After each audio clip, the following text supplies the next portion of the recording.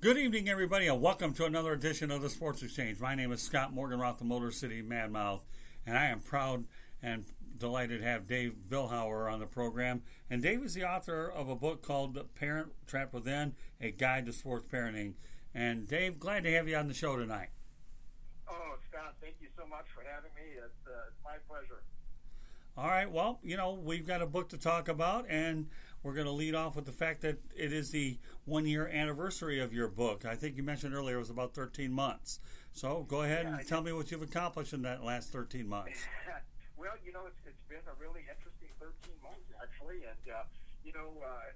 what's really encouraging to me is that up until, we had this recent coronavirus issue, the book has been doing very, very well. It's slowed just a little bit right now as people's minds are obviously preoccupied, and rightfully so. But it's been a great 13 months, and I just want to kind of maybe tell the people, your listeners here, what the book is and what it is not.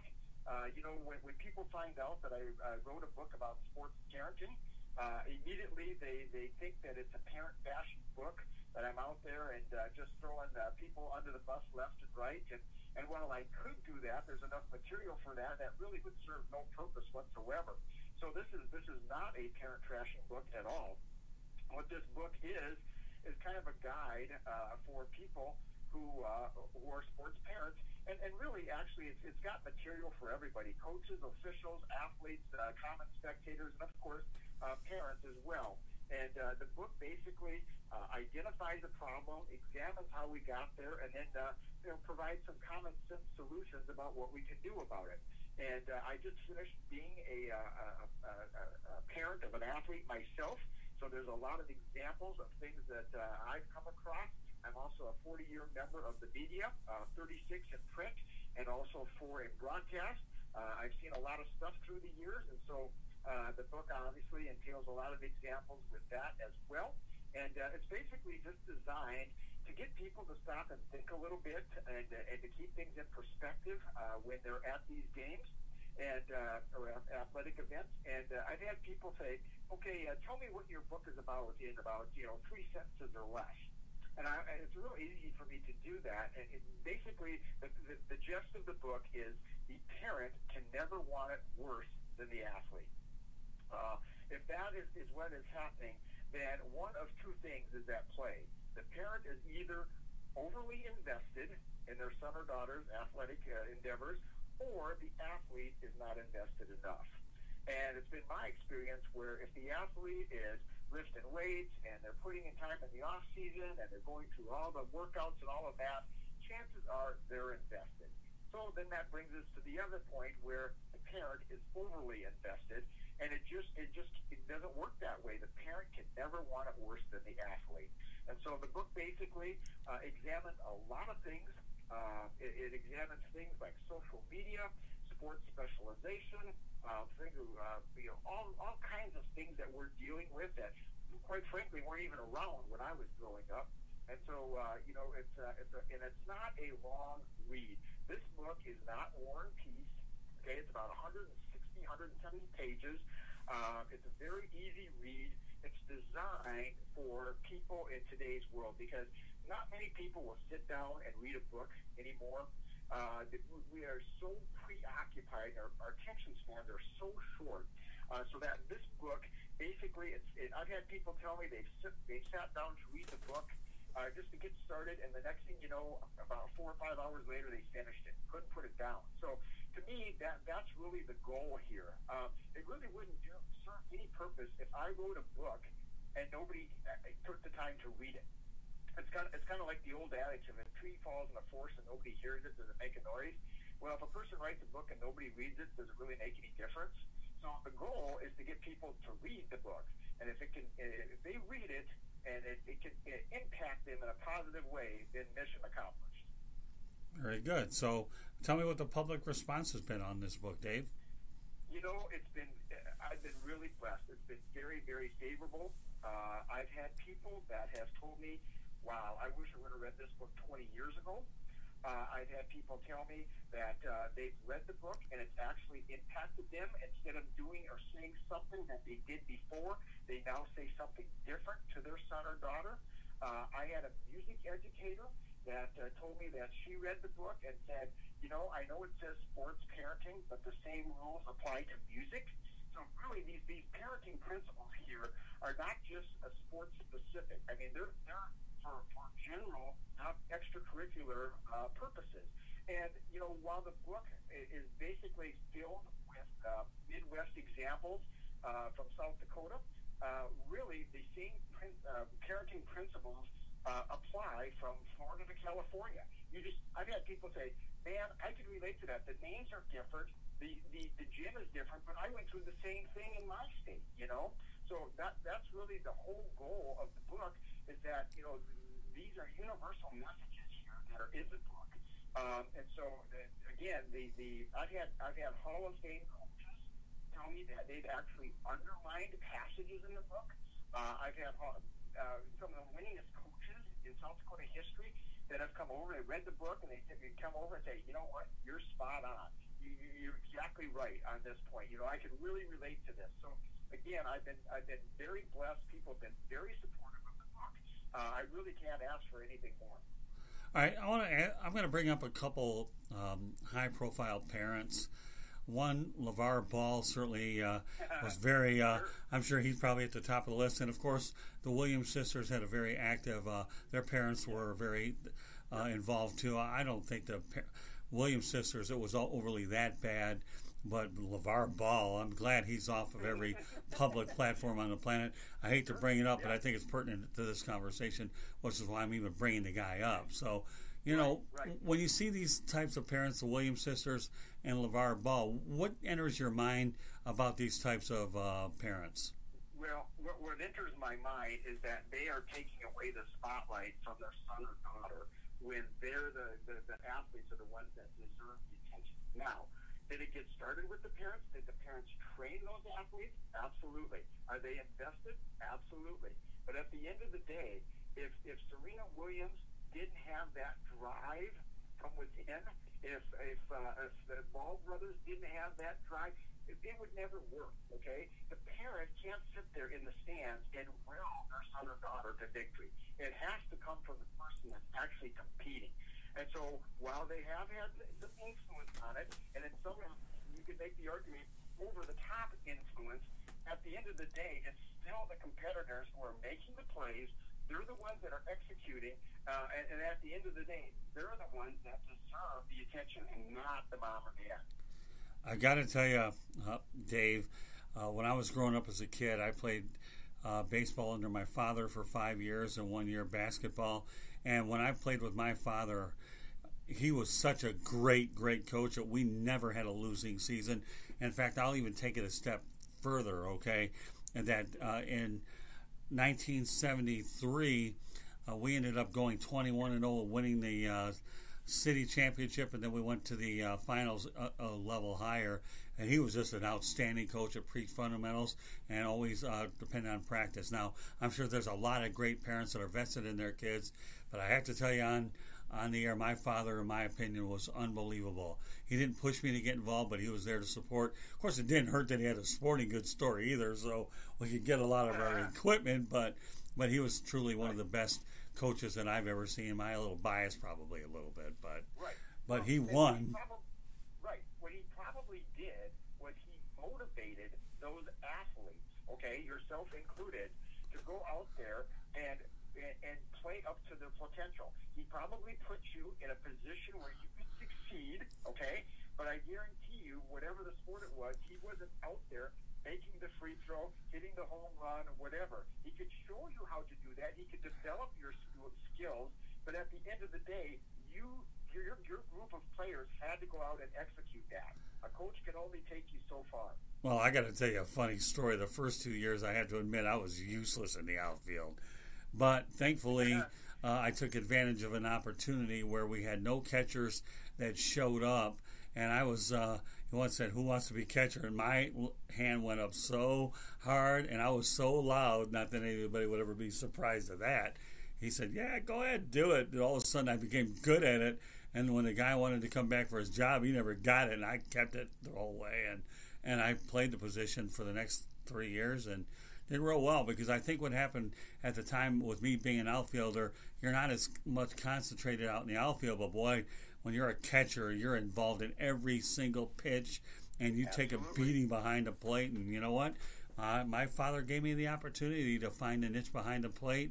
Wasn't that great of an offensive player, but he loved my defensive skills as well as my ability to call a game and manipulate the umpires. Yeah, I don't think I didn't frame a few pitches back in the day. I don't think I didn't get any distracting umpires. That was a lot of fun doing all this stuff at a young age. And over my lifetime, I've always found that some of my most rewarding interviews in professional sports, or just sports in general, are talking to catchers, because I was indeed one of them. So I just thought this was a good opportunity to bring this story out here, Dave. Yeah, well, let me ask you, Scott. Sure. Do you ever feel like your dad was more invested than the players on the field?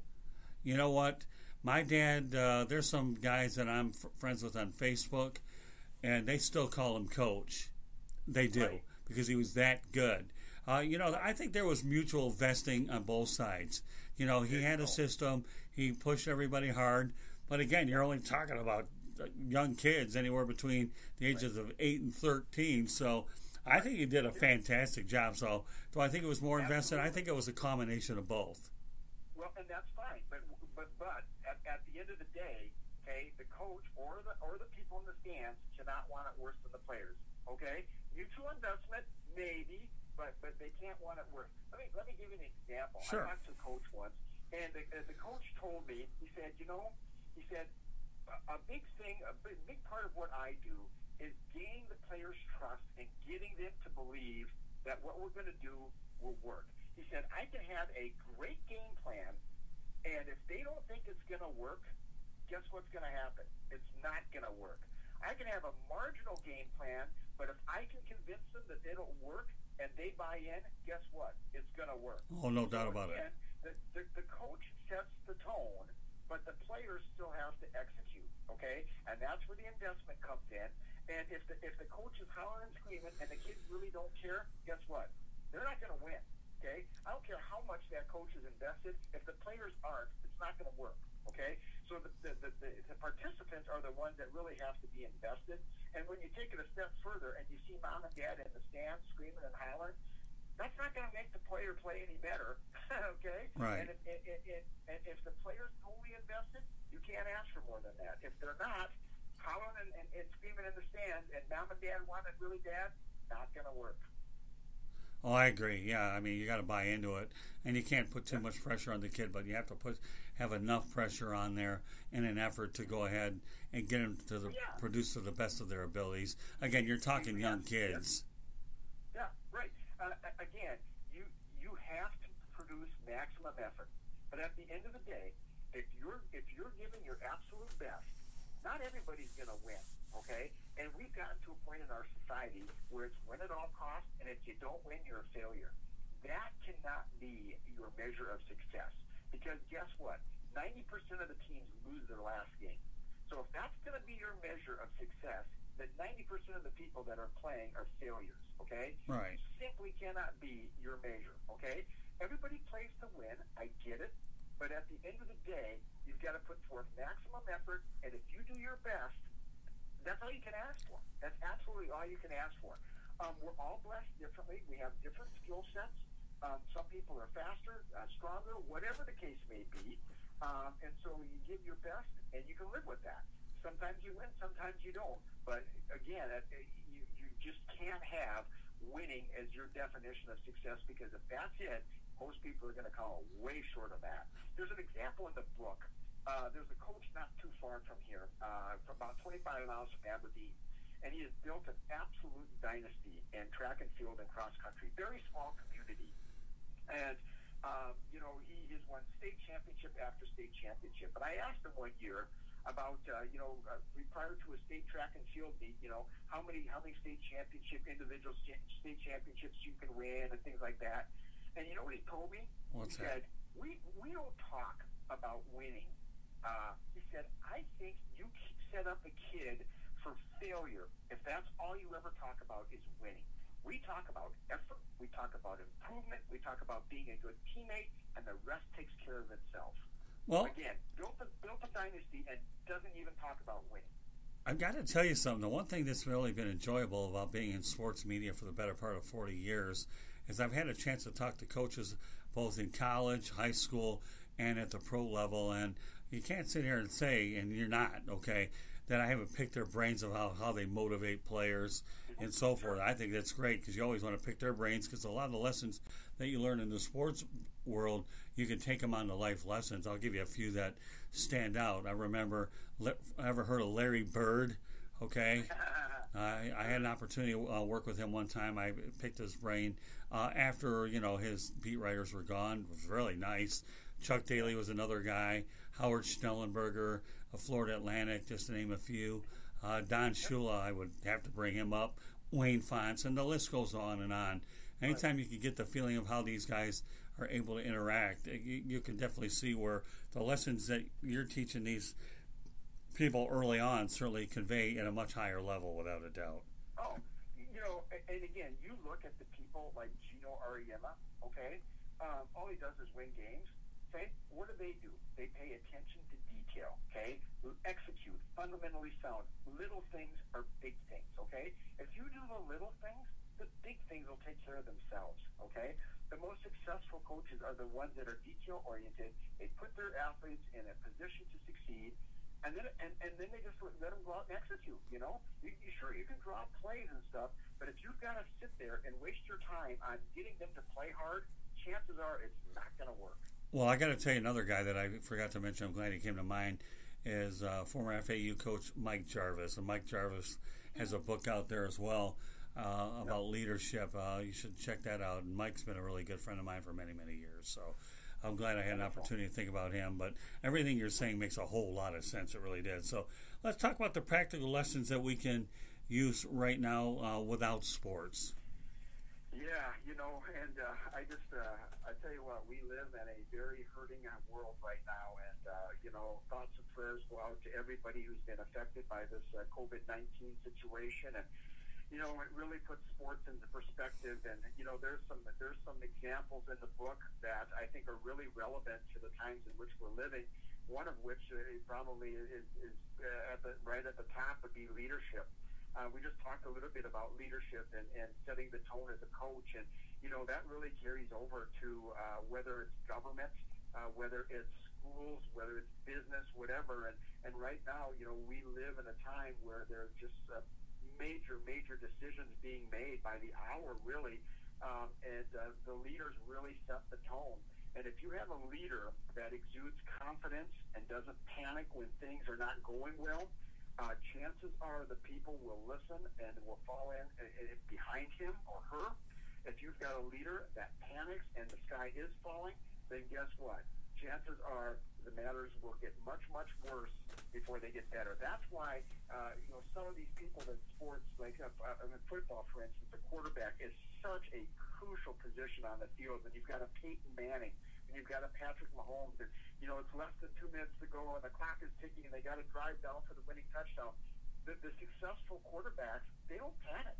They get people in the right spots. They execute. The game slows down for them, Same thing with point guards in basketball, setters in volleyball. There's always that person on a team where that's your leader. They set the tone. But again, that kind of comes from the extension of the coach.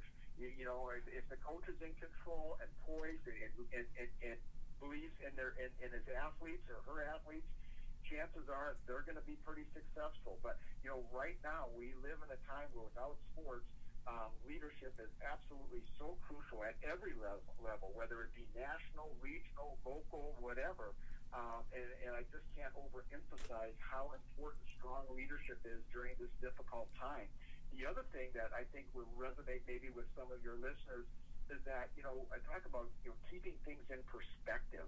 And, we live in a really fast society, more, better, quicker. I mean, we want instant this and instant that. I mean, if we can't go 4 keystrokes on a keyboard because it's too slow or whatever, we want it now.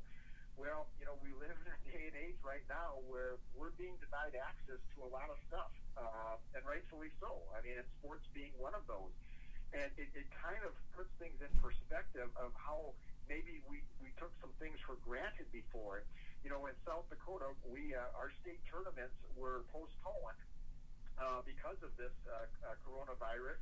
And so there's a lot of teams out there. They're not canceled yet, but they're suspended, postponed. And so there's a lot of teams that are just kind of sitting there waiting to see, are we going to be able to play? Are we not going to be able to play? They can't practice right now. There's no gyms that are open, anything like that. And we had a coach of one of those teams on a sports show today, and he basically said, if we could play in the state tournament and just have some closure for our seniors, really wouldn't even make any difference how we did.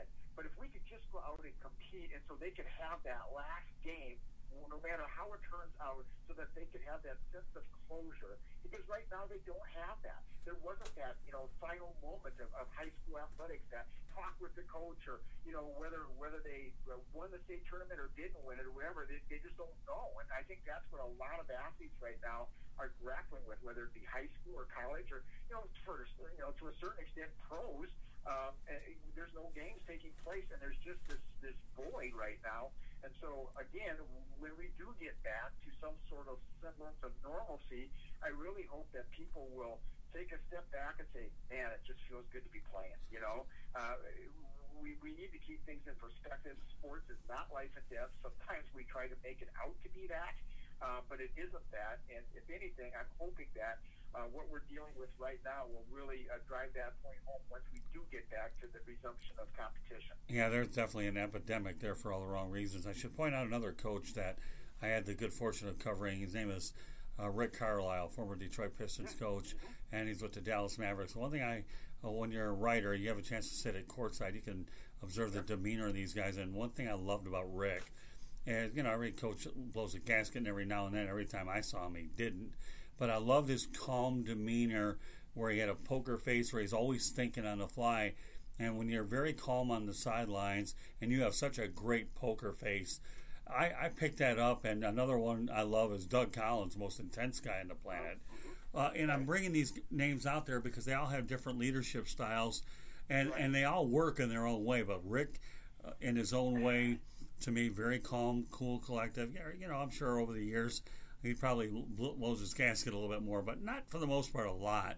And Doug Collins, the most intense coach on the planet when he's with the Pistons. But, I loved Coach's demeanor, and, you try to pattern yourself around those kinds of individuals so that you're able to convey it. Whether I'm teaching a young writer or broadcaster to do what they've got to do, you pretty much know what they've got, what it takes, whether they can succeed or not. You can tell by the work ethic and the attitude, but in terms of keeping it on the parenting level, you don't know how many of these parents demonstrate many of these similar leadership styles that I've talked about.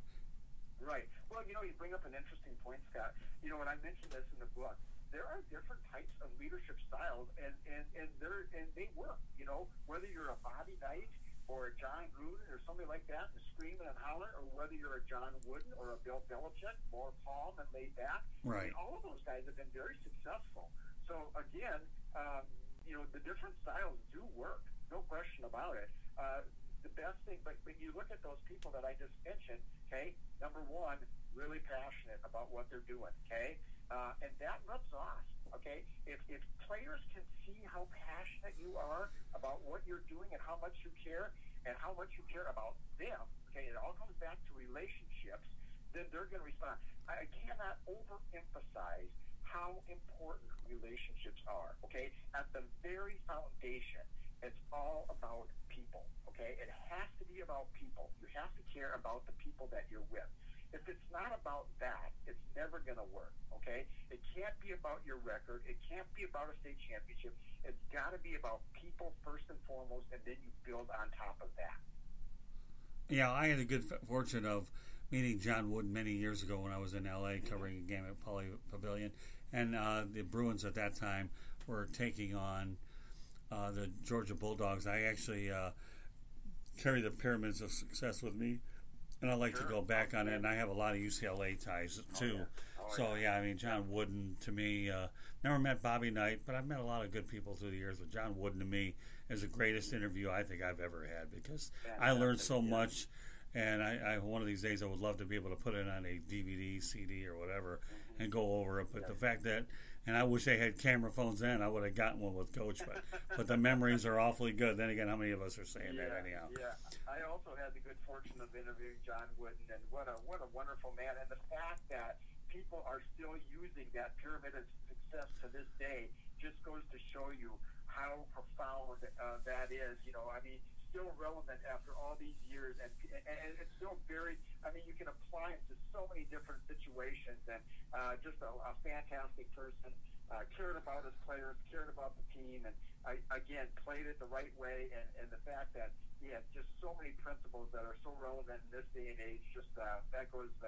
That just kind of speaks to the legacy that he's left. Yeah, well, no, the pyramid of success will never get outdated. That's all I can say. Yep. All right, we have a couple more points you want to get to. What's the best place to find your book and the information, videos, etc.? I know you said that you have it in ebook format. Right. You know, right now, there's multiple places to find the book, but I'm going to probably try and direct people to a website. It's called www.theparenttrappedwithin.com. It's got basically reviews. It's got my bio. It's got places where you can purchase the book.